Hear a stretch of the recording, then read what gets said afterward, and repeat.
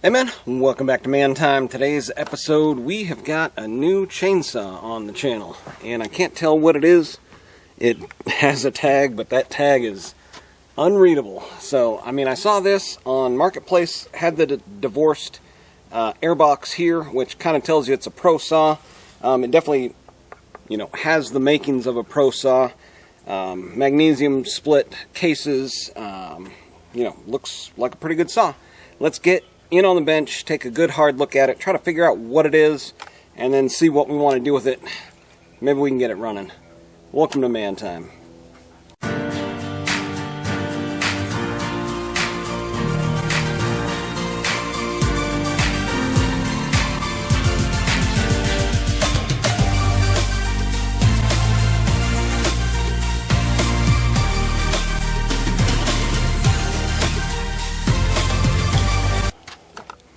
Yeah, before we get on the bench, let me tell you how I came about getting this saw. Apparently Marketplace and I are best friends because I go on there looking for chainsaws, and then nowadays when I go on to Marketplace, it just pulls up chainsaws for me. I don't even have to search for it anymore. But this thing was on there. It was, $50, and it was just listed. Like when I looked at it, I was just like about ready to get off of work, like, what am I going to do? Let's just maybe check Marketplace. This was on there, messaged the person. They didn't message me back right away. And so I was like, okay, well, and it was in my hometown, or the town where I work at, not where I'm at now. But didn't message me back, and then like an hour later, I'm at the house, and they message me back and say, oh yeah, saw's still available. When do you want to meet? And I was like, well, wife has me locked down now. There's no chance I'm getting out to come back and get a chainsaw. I said, if you can manage to save it for me until tomorrow, I work in, the town where you're at, and I'd be happy to meet you then. They said, no problem, let's make it at lunchtime. And, met the dude. He was like, man, we had so many messages on this thing. He said there was 1,000 clicks on the ad for this, so I ended up getting pretty lucky. It's hard to find a Stihl pro type of saw for $50, and apparently everybody else wants one too. So you got to be lucky. You got to be right time, right place. But I think this one is actually an 028 Woodboss. It's going to be around 50 cc's, maybe less. They had a 028 Woodboss, an 028 Super, and then the older 028s, which is like non-electronic. But again, there's nothing on it. It does say made in USA, Virginia Beach. Manufactured in, I think this is, again, before they had, like, you had to have so much components actually made in the United States before you could say, like, made in USA. So, but anyways, I wanted to get one. I was hoping it might be like an 026. I don't even know if that's a thing, but it looks like an 028. So, let's get in on the bench, get a real close look at it, see what we're working with here. I've got it broke down here to where, we can kind of get a look at things. Yeah, it's got some markings. It says like 10 something on here. I can't tell what it is, but yeah, it doesn't look like to be in too bad a shape. I got down in there and looked in there with a flashlight. Didn't see any scoring on the cylinder, so that all looks fine. And then I went and touched this right here. This looks like a vent line. And again, this is that yellowish plastic whatever. Now it does have something in here, so we don't want to throw that away. Yeah, so it's got that little set screw inside of there to act as the vent, kind of a labyrinth to prevent the, just gas from coming out of there. And what do we got here? We got a Walbro carb, and we got a fuel line that's all cracked up. So, right off the bat, I'm going to order a new fuel line, new fuel filter, carb kit,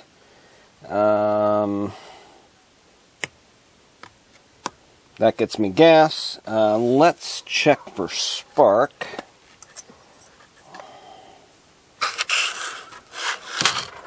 Yeah, pretty neat. This is actually, complete saw.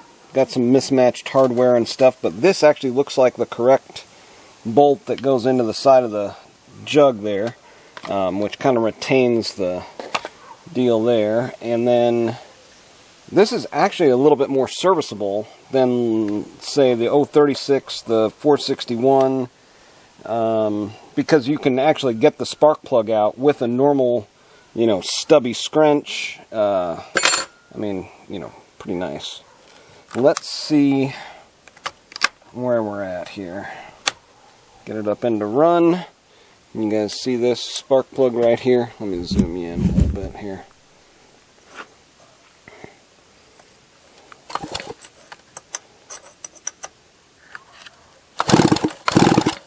Nice bright spark. I don't know if you guys can see that, but it does have spark.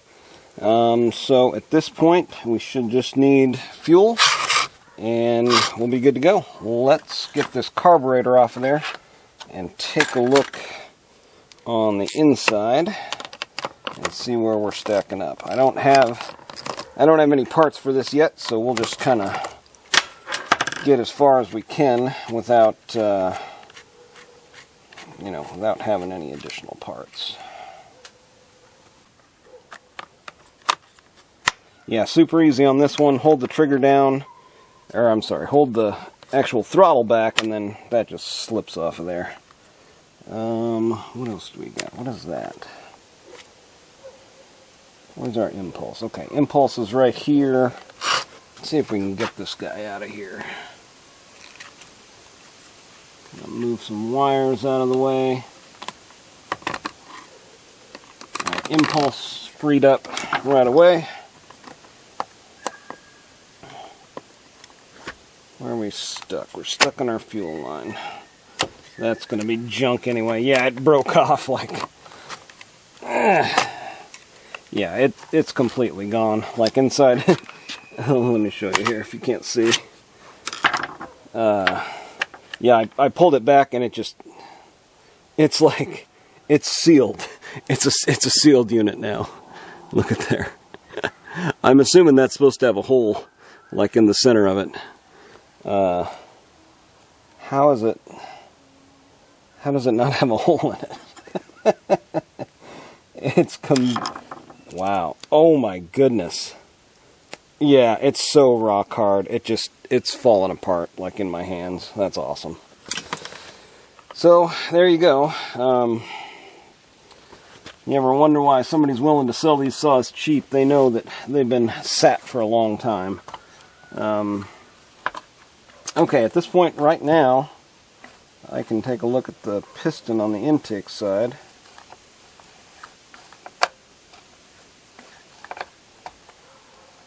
Yeah, appears to be pretty good. I can just see down in there and look at it. Impulse is still malleable. Appears to be all there, all the way to the jug where it's supposed to be. So I guess at this point we'll rebuild the carb and wait on the remainder of the parts here. Alright, so I made it a little bit further into the carb here, and the first thing I do is pull these jets out one at a time and blow through them. So let's see what we got in here. It's nice if you can get these off all at one shot. So I use a razor blade and just run around the edge.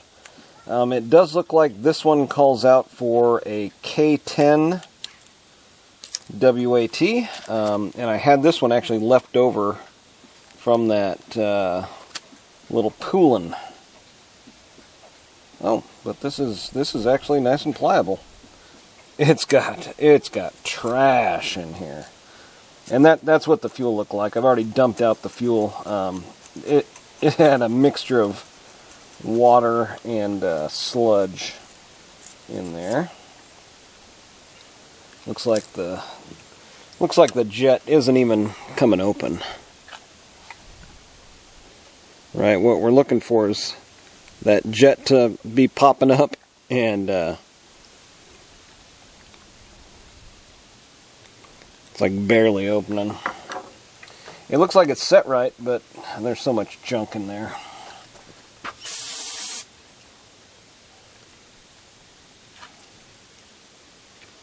Yeah. This is just a sad state of a carburetor. We seem to have died there. If this is your first time joining me on Man Time, welcome to the new viewers. Hopefully you become a new subscriber. If you're into manly things, chainsaws, yellow irons, stuff like that, this channel is for you. I even saw I got some female subscribers coming on to the tune of about, 7% of my viewers are female. So welcome to you, female viewers. Apparently some of the women out there enjoy chainsaws, yellow iron, farm life, and Man Time. Good stuff. So anyways, I replaced out everything. Everything that was a part that was in this is now omitted and changed out. But the needle here, it actually looked pretty good. If you don't have a kit, I probably would have just blown this out and put it back together. This one's already made in Singapore, sadly enough. Yeah, this one has just a touch of a ridge, and I don't know how well you would be able to see this. Probably not well at all, but just right near the tip there's a slight ridge. Yeah, it probably would have worked just fine, and actually this, diaphragm is still pliable. It probably would have worked also. So, but let's move on to phase 2 here. We got flatheads still on this one. This one was a little loose. There we go. Give it a whap. See, that tells me that somebody put a kit in this not too long ago. When they fall apart and, completely separate like that, yeah, tells me that was a new kit. But that that isn't a new part. The flap is like completely flapped up. Of course, with the fuel line, you're going to see stuff like that, right? The impulse is pumping, trying to pump, and the carburetor can't do anything about it, So, we'll get this all blown out with some brake clean and get it reassembled with a new rubber metering, well, I guess it's the, I call it the valving side, right? These are your valves. These direct flow in and out with the pulse valves. So I'm going to get that screen out of there, blow it out, and get it back together. You know what maybe we can do? Maybe we can try to make this thing run with a makeshift fuel line. Maybe, maybe not. We'll see. Alright, apparently I got this carb kit from Bill's place. If you're looking for those, Bill sells his stuff on eBay. K10WATA. What I do is I put used on there. I put the used parts back in there. Some of them, anyway, the ones that look fairly decent. The other stuff I just kind of toss. But that way I know that's a used kit and some of the stuff is going to be missing out of it. But in a pinch, I might be able to find something in there that can get me back on the road. So this did work. It was a K10 WAT. What else? We got spark. Man, this tank is nasty. This tank is real nasty. Yeah. Yeah, I don't remember if the camera cut off beforehand, but I ordered a new sprocket for it, ordered a fuel line, and I ordered, what else did I order? Oh yeah, fuel filter, although I do have one. But yeah, there's like black, brownish stuff. Oh god, that smells. It smells so bad. So I already dumped it out once. I put some fresh gas in there. I'm going to dump it out again and kind of see where we're at here. Yeah, so let me kind of show you what's going on here. Yeah. Look at this thing that was in there. It looks like somebody, either this is like JB Weld that's been broken down by gas, or I don't know. the fuel filter was, I mean, it's a Stihl fuel filter, but it looks like it has JB Weld on it, and it was like JB welded to the bottom of that.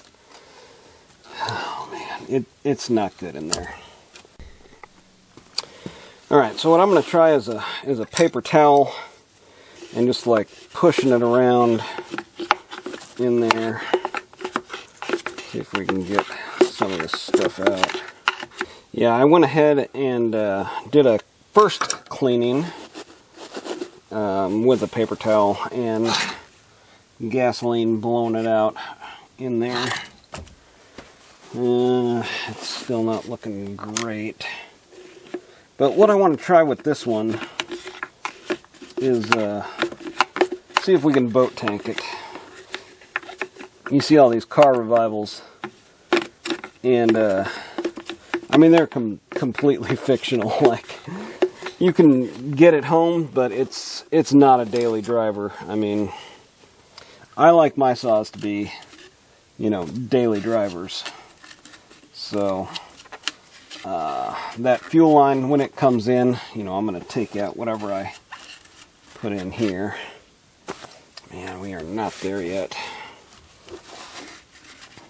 I think if I can just drop a fuel line off the, you know, inlet for the carb down into the tank without it actually sealing, we should be able to suck some fuel up and maybe get it started. Alright, so what I've done here is just stick a piece of fuel line down, you know, Stihl's proprietary large hole that you can hear down there. It's got a fuel filter on it, and, you know, what you might be able to do is find another piece of line or hose to go over this hose and, you know, fill up that gap. And, you know, at some point in the future, that may be an option we have to take. But for now, I am going to go ahead and go with this with just an open hole, pour a little gas in it, just to see if it'll run, just to see if it'll get us cutting wood if we had to in a pinch. Let's try it out. All right, man, here we go. We're gonna try to boat tank it. I did spray a little brake clean down on top of the piston inside of there, so maybe we'll get something a little early. I think we're gonna need to keep it on choke for a minute. This is gonna be one of those ordeals, isn't it? Oh no, it's pouring gas out. Oh, she's dead flooded. Well, it sucked every bit of gas that was in the tank and, like, put it through the cylinder. Yeah, definitely flooded that one out. Pulled off the exhaust while I was in there just to take another look at the piston. The piston's actually perfect, like machine marks, rings are free, good compression. Well, I figured it out. Silly boy. I picked out this gasket. It's not the right gasket. That is allowing the that's allowing the impulse to basically directly suck into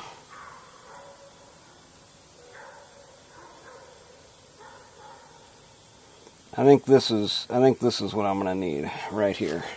I think I'm going to need the rubber and that one, and then this one. I think that's what I need. I don't see anything else that's going to be doing the job. And the old one that I had is in the garbage. Alright, we're slowly running out of daylight. Not slowly, I guess quickly. Let's try it. Alright, now we might actually need choke, because it's not just blowing through.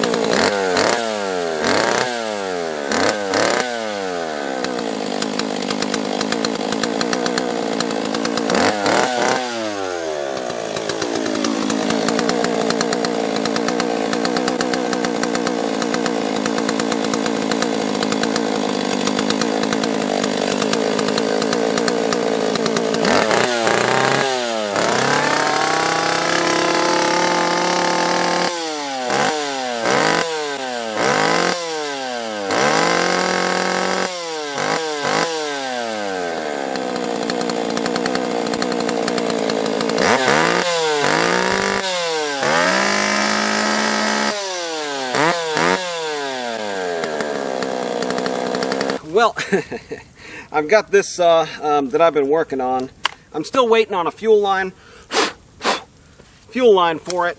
But what I did was I took a bigger fuel line, like cut it, and then wrapped it around the initial fuel line. It's like kind of seeping out of there, but it seems like it's going to be okay. Let's see if it'll cold start and see how it cuts. I think this is an 028 Woodboss. Still got good compression, still got a nice looking piston.